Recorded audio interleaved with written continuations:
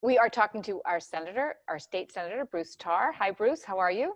Hi, I'm doing well, thanks, Heather. How are you? I'm okay. I'm Good, okay. good. So let's start talking about the new website, which is something based on my favorite subject. Well, let me just say that there's a lot of concern right now about the economic price that we are paying for protecting public health. And that is being felt most strongly by a lot of our local businesses, our restaurants, our local retailers that really haven't been able to operate in the normal way since the onset of the pandemic. And so Massachusetts has launched a program. It's going to cost about $2 million to promote buying things locally. And that extends beyond restaurants to everything that you could purchase locally. And it's being primarily funded from the federal government, from some of the money that we initially got related to the pandemic. And there is a website, and it's very important. And I'm going to read this so I get it right, but it is findmylocalma.com. Findmylocalma.com.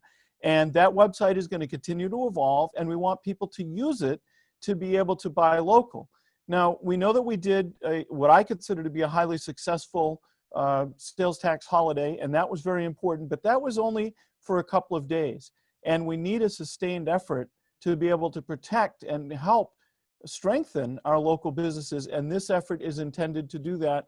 It's a statewide initiative, and it's intended to help people find places where they can buy the things that they need. So what are some of those categories? Well, I mentioned restaurants and food, and food is particularly important here in trying to make sure that people can find locally grown and harvested food products. And we've been working very hard on that with food security grants and other kinds of things, but that's important. Also on the website, again, are retailers, and I haven't had a chance to explore how much that's broken down by category of retailer, but the idea is you can find places where you can buy things locally. And as I mentioned, the site is still evolving, so it will add more as time goes by, and it's going to run through December. So this is going to be a sustained effort that will take us into the new year. And what if you are a vendor? Let's say you are a local producer, farmer or producer of food of some sort, and you want to make sure your product is posted on that site. How does one do that? Well, two things. Number one, you can reach out to the Executive Office of Housing and Economic Development. And second, folks can reach out to us directly, and we will help to make that connection for them. And so you can reach us in the office at 617-722-1600, or you can send me an email at bruce.tar@masenate.gov, and we will help people make that connection. And again, we want as many people to use this on both sides as possible, both consumers and those that have goods for sale. Great. And I understand you have some good news. There's not a lot of good news for restaurants, but you might have some for us.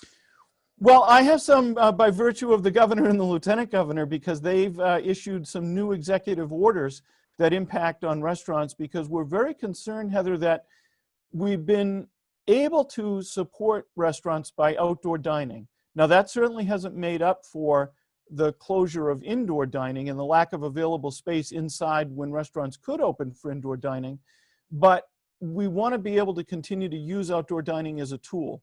And so what the governor and lieutenant governor have done is extend the orders that allowed temporary changes that were made to allow outdoor facilities to be used, to extend to 60 days after the end of the public health emergency.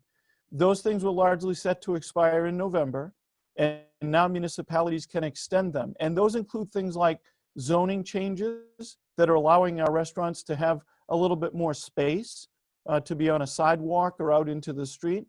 And importantly, it also involves a change that was made relative to the liquor license that the establishments may hold, that allows municipalities through their local licensing board to continue to issue waivers or changes to allow the restaurants temporarily to serve on premises that have changed because they're outside or in space that isn't traditionally used and isn't part of the original license. So those things should be helpful, but again, they'll be helpful for a period of time, because at some point outdoor dining in New England really ceases to be viable.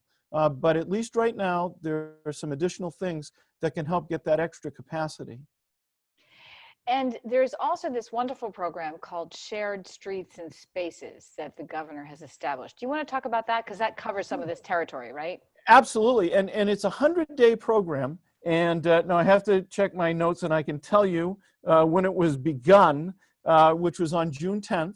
But the important news here is that it's still open, and applications are going to be accepted until September 29th. And the most recent grant award was $689,000. It's a $5 million total program, and grants have been being made, so it's a rolling program. And it's intended to be used for a couple of different things, but one of them is to allow streetscape improvements so that restaurants can use additional space. The other thing that it's intended for, or one of the other things, is to be able to modify streets so that they can be used by pedestrians and bicyclists and other folks for recreational activities that are needed now, because there aren't as many of those as available as there used to be. So a very important program. It's really intended for projects that can be completed quickly so that they can get online, so that restaurants can continue to have that additional capacity, people can have additional recreational opportunities. But I wanted to remind folks that it's still available.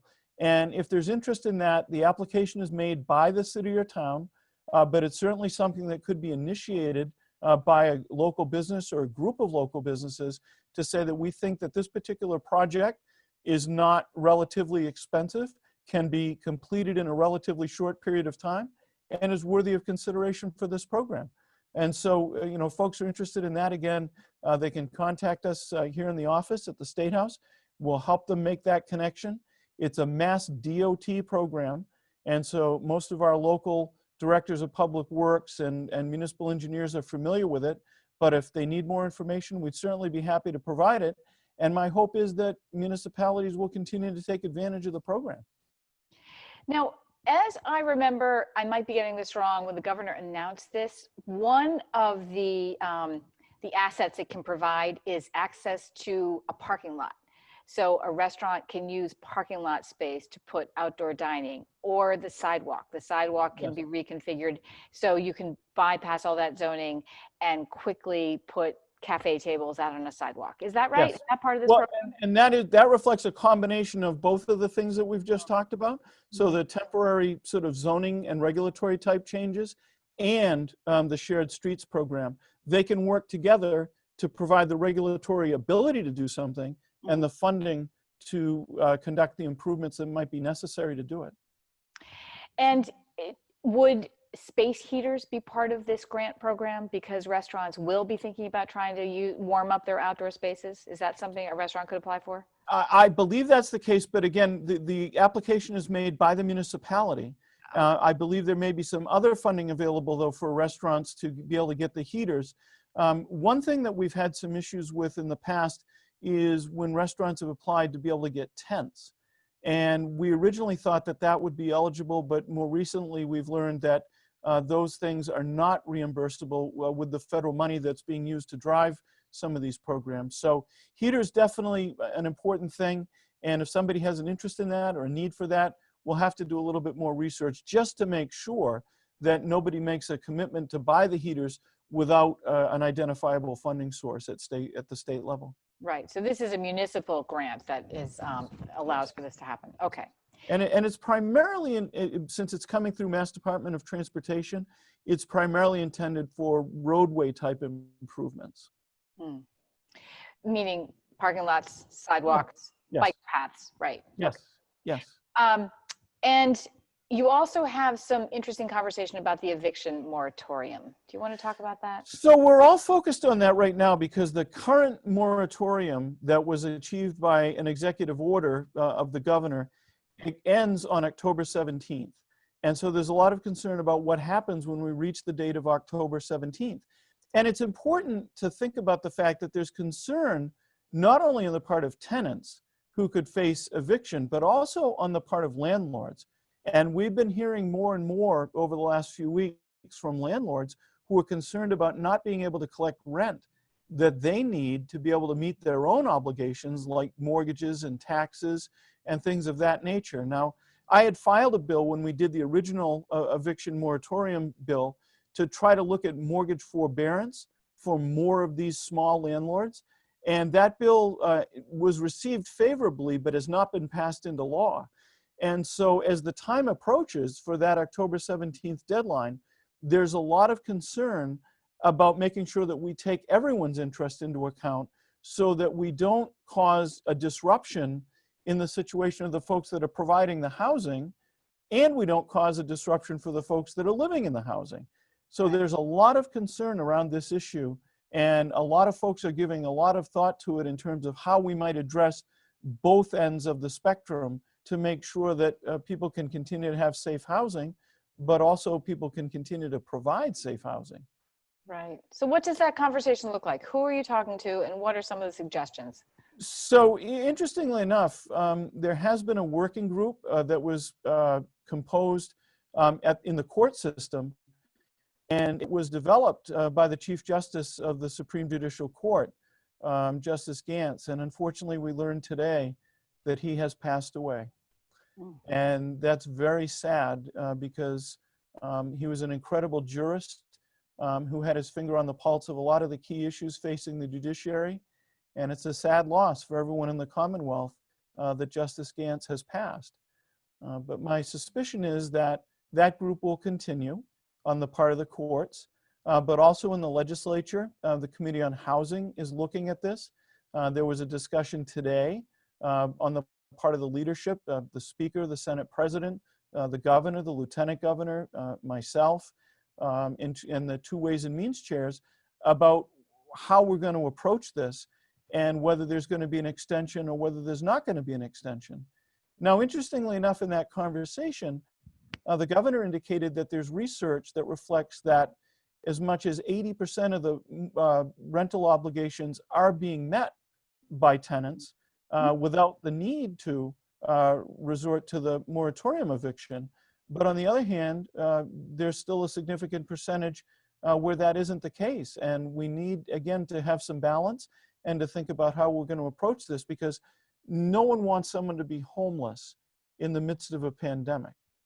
But at the same time, as I mentioned, we've been hearing in our office, and I know other legislators have as well, from a lot of smaller landlords that might just have a couple of units, and they might live in the unit and they're renting another one in the same building. And so we have to think about this and think very hard about it. So a lot of people in state government are doing that. Well, this is a conversation we definitely should follow up on, and I'm so sorry to hear about Justice Gantz. That is such a loss and an important voice, it sounds like, in this eviction conversation, right?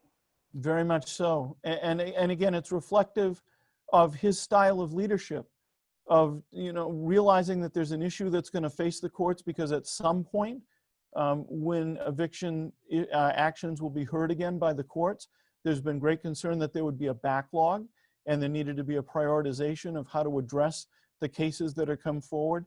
He anticipated that. He was being proactive, and I know will be very much part of his legacy to think about how to have a proactive judiciary and not a reactive judiciary. And I'm sure that work will continue, but it's very sad that it will have to go on without him. And again, it's a very sad loss for all of us. Well, we speak again on Friday, so we'll catch up with all of this. I very much look forward to that, and always appreciate the chance to give this update and to spend a couple minutes, Heather, talking with you about the things that are happening on Beacon Hill so that people can have some insight into what's going on here. It's really important. So thank you for your time and your service. Thank you. We'll see you soon. It's an honor to do it, and I look forward to our next conversation. Thank you.